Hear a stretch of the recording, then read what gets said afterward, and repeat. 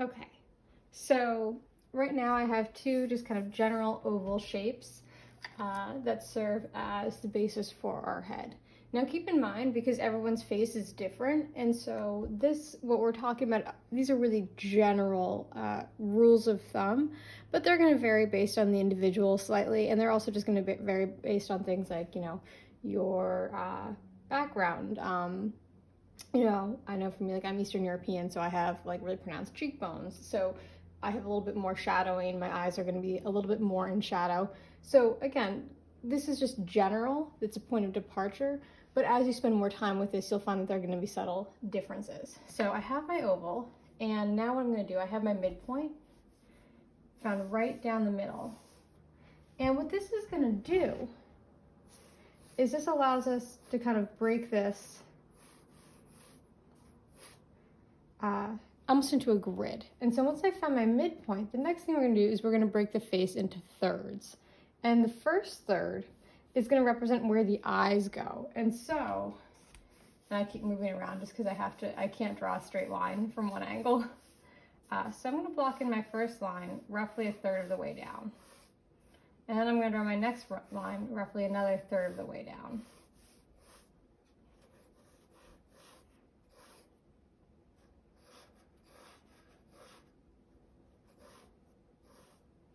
All right, and so what this represents is where the eyes are going to go.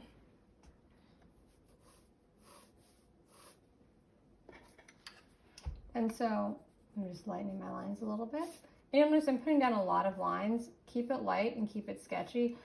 Pretty much your first line is never going to be right. So by working with your shoulder and keeping it loose, you might have more initial longer flowing lines, but you'll be less attached to them, and you'll be more inclined to be willing to erase and to find the right one once you've got this sort of roadmap created. So now that I've got roughly this face broken into approximate thirds,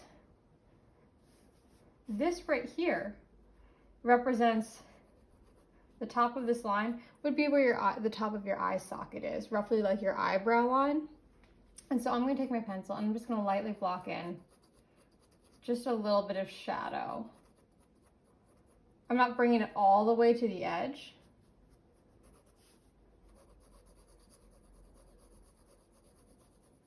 Roughly, I would say, centered between those lines.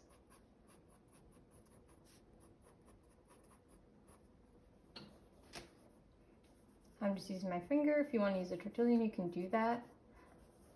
All right, so we've got a light shadowing where the eyes are. Now this line right here represents the tip of the nose, and so that's going to be blocked in shadow. And from here to here, we're going to need a mouth, and the mouth falls right about at that midpoint. So we're going to add another line. And so we're going to push in shadow.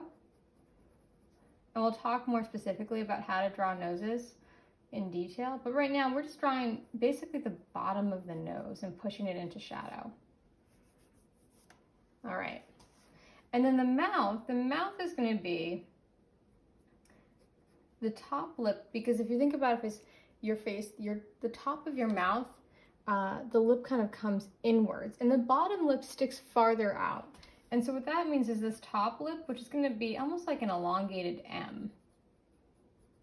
And again, this mouth shape will alter slightly based on the individual. This is just sort of a general rule of proportions.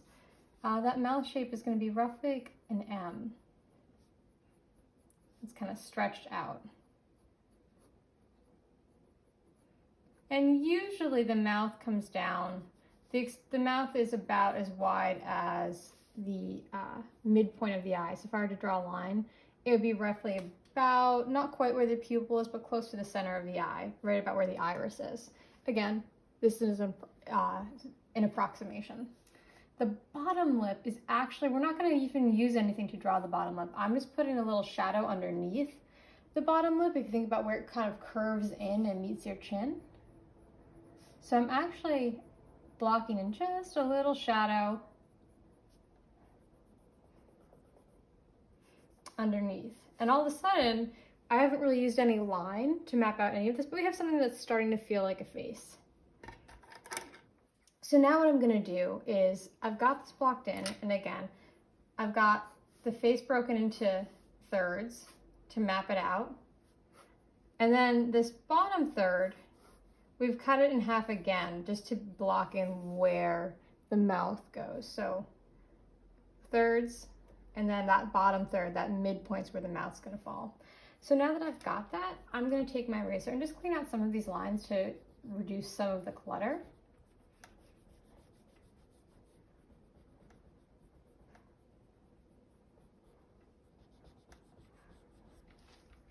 And you might be thinking like, wow, that's a lot of real estate on the top of the head. It is.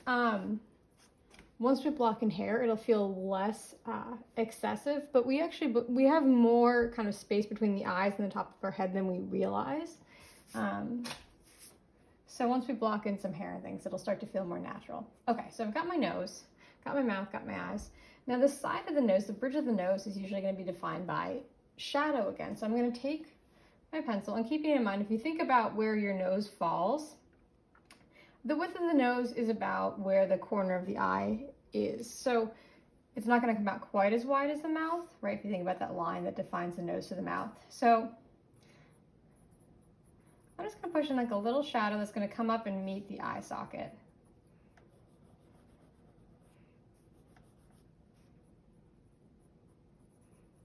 Again, I'm using a pretty light pencil. I'm using an HB.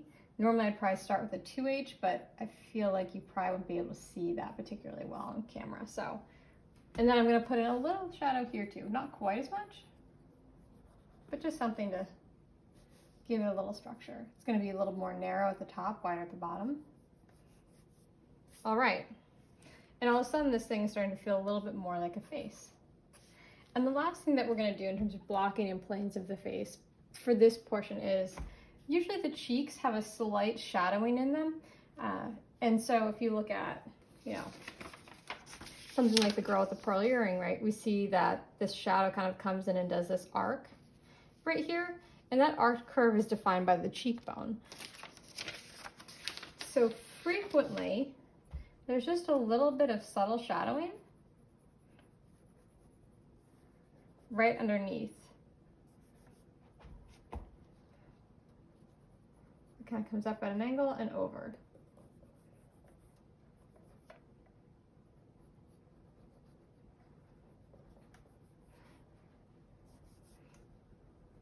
And there you go.